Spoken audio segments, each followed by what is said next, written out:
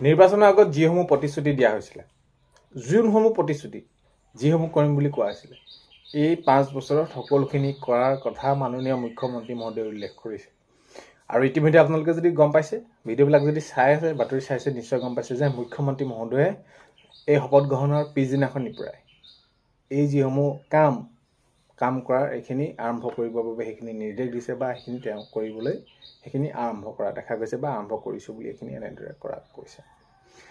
এতিয়া অহা 21 তাৰিখৰ পৰা বাজেট অধিৱেশন। এতিয়া বাজেট অধিৱেশনত বহুত বেছি ভাল খবৰ যে বাজেট অধিৱেশন অনুষ্ঠিত হ'ব। বাজেটত কিসমূহ থাকিব, বাজেটত কেনেদৰে থাকিব, সেইটো এটা আমাৰ দেশটো গুৰুত্বপূৰ্ণ হ'ব। তো বিশেষকৈ যোৱা যিসমূহ নিৰ্বাচনৰ আগত যদি আমি প্ৰতিশ্ৰুতি চাওঁ, তেনেহ'লে অংগনবাদী কৰ্মী সহায়িকাসকলক এককালীন কথাও এইখিনি উল্লেখ কৰা হৈছিলে, 2 লাখ টকা এনেদৰে তেওঁলোকক। তেতিয়া অহা 21 তাৰিখৰ বাজেট অধিৱেশন, তেওঁলোকৰ সেইসমূহ প্ৰতিশ্ৰুতি, যিসমূহ প্ৰতিশ্ৰুতি পূৰ কৰাৰ কথা এই 5 বছৰৰ কথা কৈছে মুখ্যমন্ত্ৰী মহোদয়ে। এতিয়া 21 তাৰিখৰ পৰা বাজেট অধিৱেশন, মুখ্যমন্ত্ৰী মহোদয়ে নিশ্চয় ভাল খবৰ আনিব। তো বাজেটত যাতে ভাল খবৰ আহে, এই অংগনবাদী কৰ্মী সহায়িকাসকলে আজি তেওঁলোকে বছৰ ধৰি তেওঁলোকে কিমান মাননি পায় সেইটো আমি বিশেষকৈ বহলাই কোৱাৰ প্ৰয়োজন নাই। এতিয়া কথাটো হ'ল যে এই অংগনবাদী কৰ্মী সহায়িকাসকলৰ কথা অহা বাজেট অধিৱেশনত অনুষ্ঠিত হ'ব নাই, কেইদিনাকৈ অনুষ্ঠিত হ'ব, এই সকলোখিনি বিষয় আজিৰ এই ভিডিঅ'ৰ জৰিয়তে আমি এইখিনি জনাব গৈ আছোঁ। ভিডিঅ'টো বহুত বেছি দীঘলীয়া নহয়, শেষলৈকে চাব বুলি আশা কৰিছোঁ। প্ৰকৃততে এই অংগনবাদী কৰ্মী সহায়িকাসকলে পাবনে নাপায়, তেওঁলোকক দিবনে নিদিয়ে, এই বিষয়টো। অংগনবাদী কৰ্মী সহায়িকাসকলে বছৰ আন্দোলন কৰিলে আৰু এটা কথা মাননীয় মুখ্যমন্ত্ৰী মহোদয়ে স্পষ্টকৈ জনাইছিলে, এইটো কথা কৈছিলেও, তথাপিতো কামখিনি কৰিলে যে এই আন্দোলন হওক বা প্ৰতিবাদ হওক বা দাবী জনোৱা হওক, এইখিনি কৰিলে বহুত বেছি তেওঁ এইখিনি কি কৰে, সেই কামটোৰ ওপৰত গুৰুত্ব নিদিওঁ বুলিহে এনেদৰে মুখ্যমন্ত্ৰী মহোদয়ে কৈছিলে। তথাপিতো আৰু এইটো কৰিবই লাগিব, কাৰণ কেলৈ আজি অংগনবাদী কৰ্মী সহায়িকাসকলে তেওঁলোকে নিজৰ এই যি প্ৰাপ্য বা তেওঁলোকৰ যি সামান্য সেই মাননিখিনিয়ে কেনেকৈ তেওঁলোকৰ সমস্যা সমাধান কৰিব লাগিব, এইখিনিও বুজি উঠা উচিত।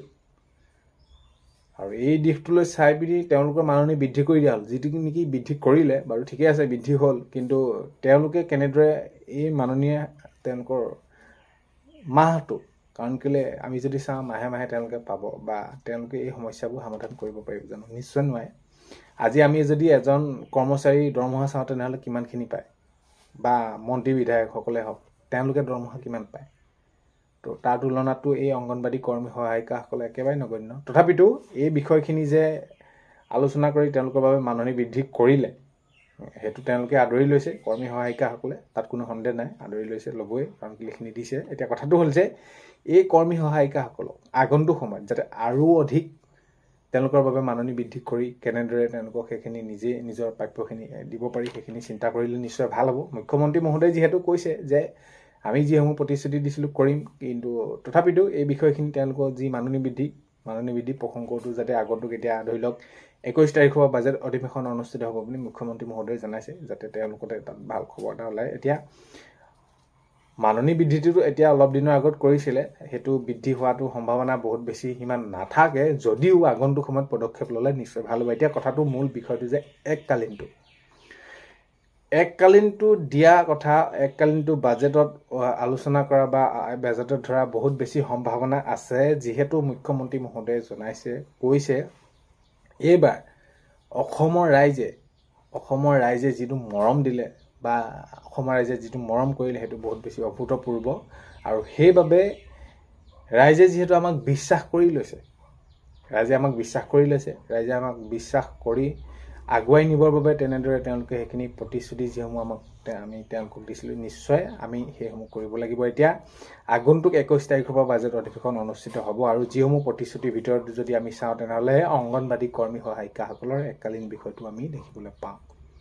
সেইবাবে আগন্তুক বাজেট অধিৱেশনত যাতে এই অংগনবাদী কৰ্মী সহায়িকাসকলৰ বাবে এটা ভাল খবৰ ওলায়, অংগনবাদী কৰ্মী সহায়িকাসকলক যি এককালীন দিম বুলি কৈছিলে, সেইটো যাতে তেওঁলোকৰ তাত উল্লেখ হয়, তো তেনেহ'লে এই অংগনবাদী কৰ্মী সহায়িকাসকলৰ বাবে বহুত বেছি সুবিধা হ'ব। আৰু তেওঁলোকে এই সময়ছোৱাত, কাৰণ কেলৈ আমি যদি চাওঁ, এই অংগনবাদী কৰ্মী সহায়িকাসকল কিছুমান ধৰি লওক অৱসৰ গ্ৰহণ কৰিবলৈ বহুত বেছি দিন নাই, কোনোবা ধৰি লওক এবছৰ আছে, ছমাহ আছে বা দুবছৰ আছে, তো তেওঁলোকৰ যদি আমি চাওঁ মাননীটোৰ হিচাপত তেওঁলোকৰ অৱস্থাটো বহুত বেছি পানীত হাঁহ নচৰাৰ দিশে গৈ আছে, বা তেওঁলোকৰ সমান দুৰ্ভোগী আৰু কোনো নাই। কেনেকুৱা ধৰণৰ কি মাজেৰে তেওঁলোকে চলাব লগা হৈছে, নিৰ্দিষ্ট সময়ত তেওঁলোকে নিজৰ কাৰ্যালয়লৈ যাব লগা হৈছে, নিজৰ কৰ্মলৈ যাব লগা হৈছে, গৰমৰ সময়ত গৰম বন্ধ তেওঁলোকে নাপায়, নিজৰ কামখিনি নিয়াৰিকৈ কৰি গৈছে।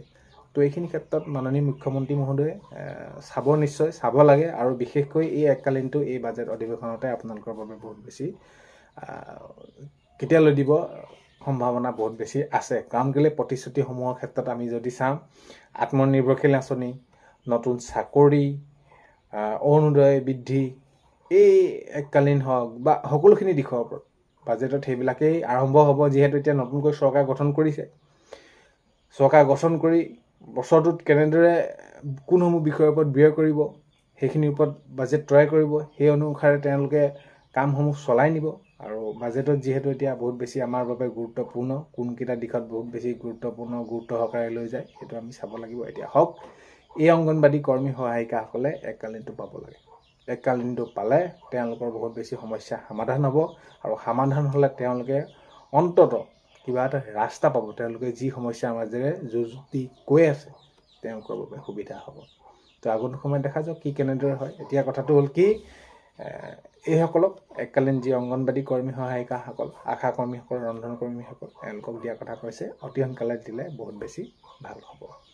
আৰু যি তেওঁলোকে প্ৰতিশ্ৰুতি দিছিলে সেই প্ৰতিশ্ৰুতি অনুসৰি সকলোখিনি দিশত, নিবনুৱাসকলৰ বাবে হওক, নতুন চাকৰি দিয়াৰ ক্ষেত্ৰতে হওক, তো যি যেনেদৰে কামবিলাক আগুৱাই লৈ যায়, তো আমাৰ বাবে ভাল খবৰ হ'ব। কাৰণ কেলৈ কামসমূহ কৰিলে আমাৰ দুখীয়া যিসকল লোক আছোঁ বা আমাৰ সাধাৰণ জনসাধাৰণ আমি আছোঁ, আমাৰ বাবে কামবিলাক কৰি গ'লে ভাল পদক্ষেপসমূহ ল'লে ভাল হয়। আৰু যি কি নহওক, এতিয়া কথাটো হ'ল কি, এই এককালীন বিষয়টো অতি সোনকালে 21 তাৰিখৰ পৰা যি বাজেট অধিৱেশন অনুষ্ঠিত হ'ব তাতে যাতে এইখিনি উল্লেখ হয়, সকলো সামৰি এই অংগনবাড়ী কৰ্মী সহায়িকাসকলক যিটো প্ৰতিশ্ৰুতি দিছিলে যাতে তেওঁলোকক সেইখিনি দিয়ে, সেইটোৱে সকলোৱে বিচাৰি আছে। মুঠৰ ওপৰত সমস্যা সমাধান হ'ব লাগে। কাৰণ কেলৈ এই অংগনবাড়ী কৰ্মী সহায়িকাসকলে, কাৰণ কেলৈ আমাৰ এতিয়া ভাৰতবৰ্ষখন হওক বা যিয়ে নহওক, যেনেদৰে নহওক, প্ৰত্যেকটো দিশৰ পৰা যদি আমি চাওঁ তেনেহ'লে শিশুসকলৰ ওপৰত দেশৰ ভৱিষ্যত নিৰ্ভৰ কৰে। আৰু সেই শিশুসকলকে, সেই কণ কণ শিশুসকলকে শিশু অৱস্থাৰ পৰা